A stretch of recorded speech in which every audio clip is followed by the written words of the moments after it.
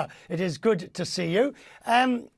When we met at the beginning of the year, I wouldn't have said you were optimistic, but you weren't pessimistic. You were ready for what comes down the road. Now, how would you describe your mood? Well, hi, Richard. I would describe that when I look at, we just reported our year-end results, which ended at the end of July. And what you see is that our revenues were up on a comparable basis, 33% compared to the prior year.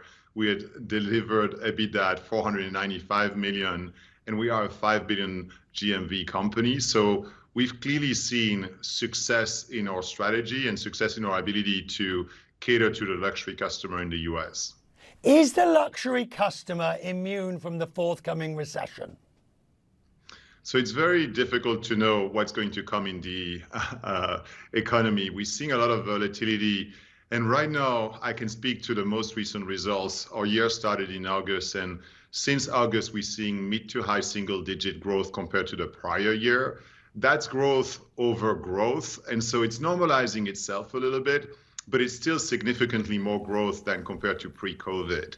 And I think what we're going to see is that the luxury customer is going to continue to spend, especially now that they have a more normal lifestyle. They go back to work, back to travel, but they're going to be very discerning in the brands that they focus on. In terms of Neiman Marcus, how you now adapt, because we're out of the pandemic in a sense, but we're into a recessionary time. Is this the time for you to be investing in new stores? We're very focused. We're happy on the store footprint we have and the digital properties we have. And we focused on maximizing the comp growth from those assets and really focusing on the brands that I mentioned that are the most desirable. If you look at our top 20 brands, last year, they were up 70% compared to pre-COVID. And we're going to continue to distort the offering with the brands that are the most desirable, but then really working with those brands in offering unique activation, unique products, and expanding their distribution. Those brands expanded their distribution by 600 points of distribution with us over the last 12 months, which is giving them and giving us a better reach to our customers. What is it people want? I mean, everyone likes a good bargain, me more than most.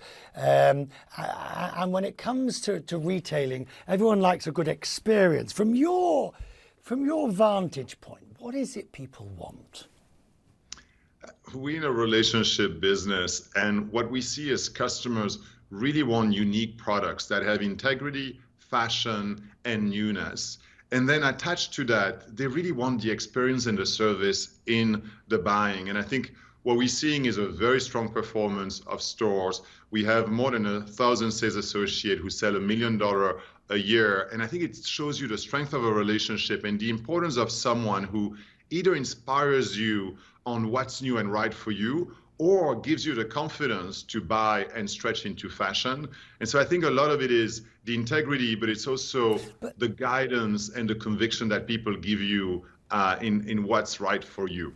The other retailers, and I accept Neiman Marcus is somewhat in a category of its own of the luxury market, but other retailers and indeed consumer manufacturers have said that what the trend they see, which is one that you'll be very familiar with, people trade down. When times get hard, first of all, people trade down to cheaper alternatives. And after that, they then stop purchases or they delay purchases or they do something like that.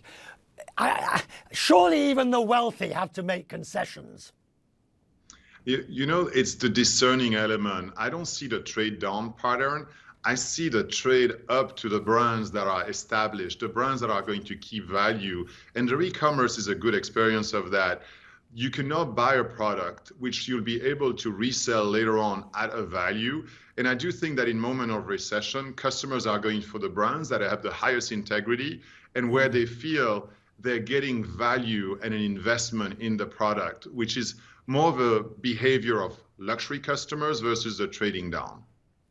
Good to talk to you, sir. We'll talk more as the year moves on and look forward to perhaps being down in Dallas with you again, sir. Thank you very much. Thank you, Richard.